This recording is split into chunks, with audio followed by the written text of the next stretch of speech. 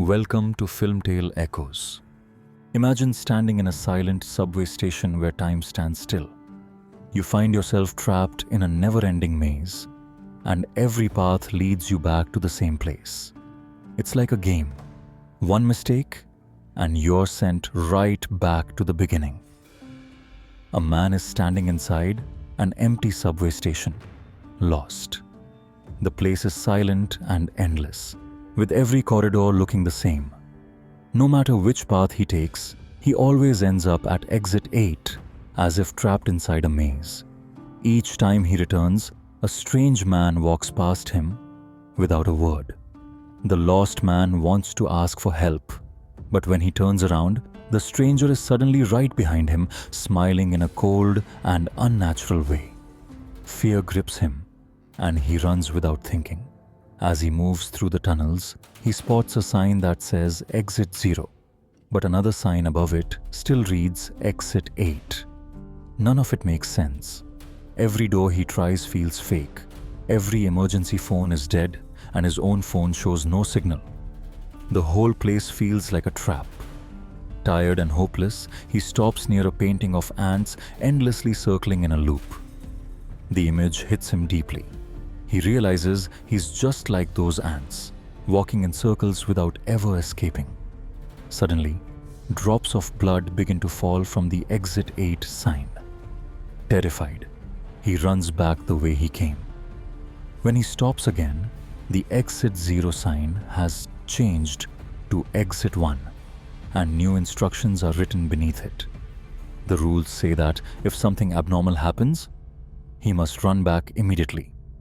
But if everything looks normal, he should keep moving toward Exit 8. He understands now the blood was a warning, and running back had led him to next level. He started walking again toward Exit 8. Everything looked normal, so he kept moving forward. But when he reached the board again, he was shocked. The sign that earlier showed Exit 1 had now turned back into Exit 0. The place was like a game. Just as one wrong move in a game sends you back to the start, the same rule applied here. One mistake would drag him back to 0. With new determination, he moves forward carefully, studying every corner and taking pictures to track any changes. He even photographs the eerie man near Exit 8, making sure to notice every detail. When everything appears normal, he continues. Finally, when he reaches the board again, it shows Exit 1 instead of 0. The lost man realized that noticing every small change was the key to survival. He checked the photos he had taken before, but they were now all blurred, leaving him helpless. He understood that technology could no longer save him.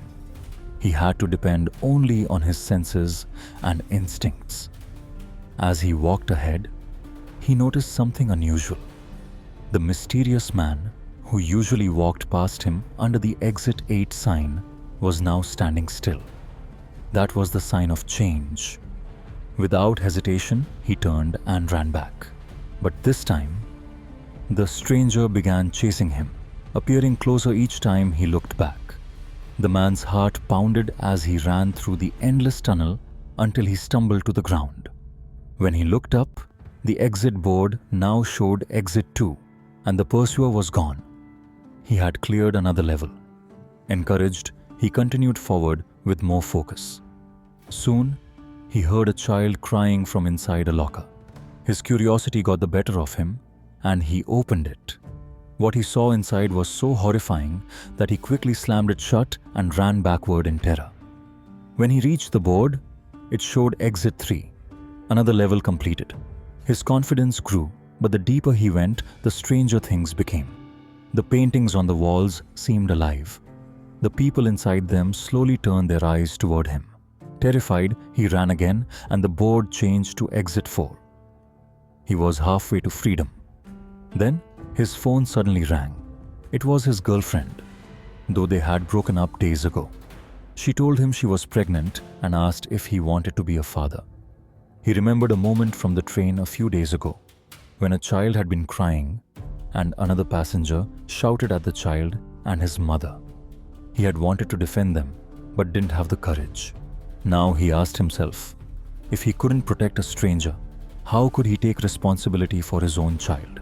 And instead of recognizing the call as another change, he froze. When the call ended, the board reset to exit 0. The phone signal itself had been the warning he ignored. Crushed and hopeless, he screamed in frustration, but kept walking. Soon, he saw a small child ahead and thought it was another illusion. Yet, when he stepped back, the board stayed at 0.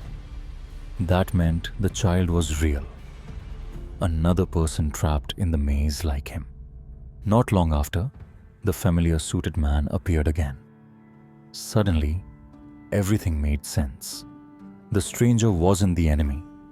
He too was once a victim of the maze, searching endlessly for an escape with this same child. In a memory of their past, the man in the suit and the child once met a woman inside the tunnels.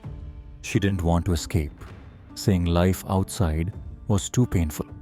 She felt peaceful in the maze, free from struggle, but her voice slowly changed, repeating her words until it turned into a man's voice.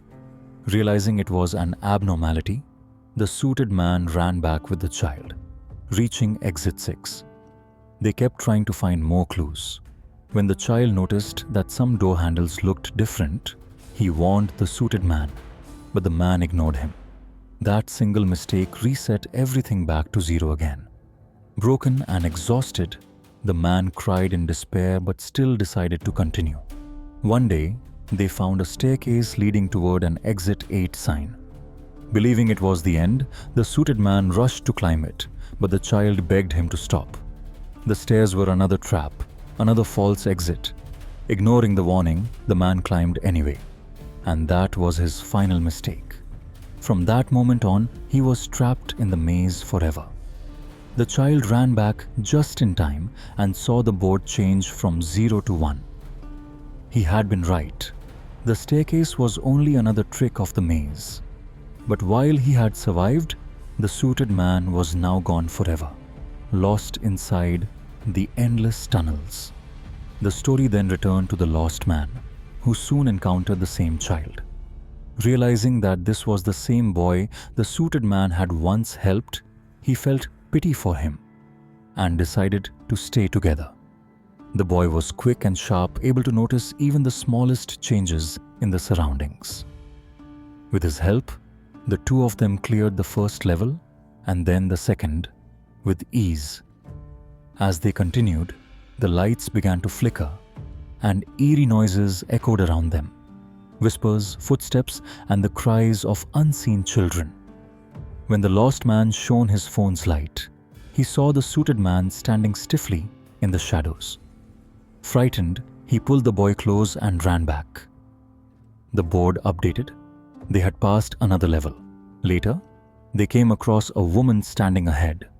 The lost man recognized her as another abnormality and prepared to retreat, but the boy began crying, wanting to run to her because she was his mother. The lost man lifted him and ran backward. The board changed once more. They had cleared yet another level. By now, they had completed half the maze. The lost man felt both hopeful and heartbroken. He saw the boy's sadness and missed his own lost family. He promised himself he would help the child reunite with his mother, no matter what. As they went deeper, nothing seemed unusual until the boy noticed that the number 8 on the exit board was upside down. Such a tiny detail could have been missed, but the boy spotted it immediately. They turned back, and the board switched to exit 6. Only 2 levels remained. Feeling close to freedom, they pressed forward. But suddenly, a massive wave of water came crashing through the tunnel. The lost man tried to pull the child to safety, but the boy slipped away. Without hesitation, he dove into the flood to rescue him. With all his strength, the man lifted the boy and pushed him onto the floating exit 8 board, saving him, while the current dragged him away.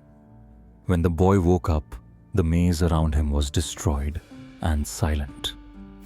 The exit board now read 7. He had survived and moved forward. Meanwhile, on the other side, the lost man opened his eyes and saw a staircase leading upward. The board above read Exit 8. People were walking up the steps as if heading toward freedom. Unsure if it was real or another trap, he hesitated. Then his phone suddenly showed signal. He boarded a metro train. Everything seemed normal at first, but then he noticed something familiar. The same child crying, the same angry passenger, the same lifeless faces staring at their phones. His heart froze. He realized this was not the real world. The metro, the phone call, the signal, all of it was another change. He realizes the truth. He never cleared level 7. He had missed the abnormality and failed to turn back. By moving forward blindly, he had fallen into another loop. The tale ends, leaving the mystery of whether the lost man will ever escape or remain forever caught inside the endless maze of Exit 8. The maze doesn't end. It only resets. Somewhere beneath the city, Exit 8 still waits for its next visitor.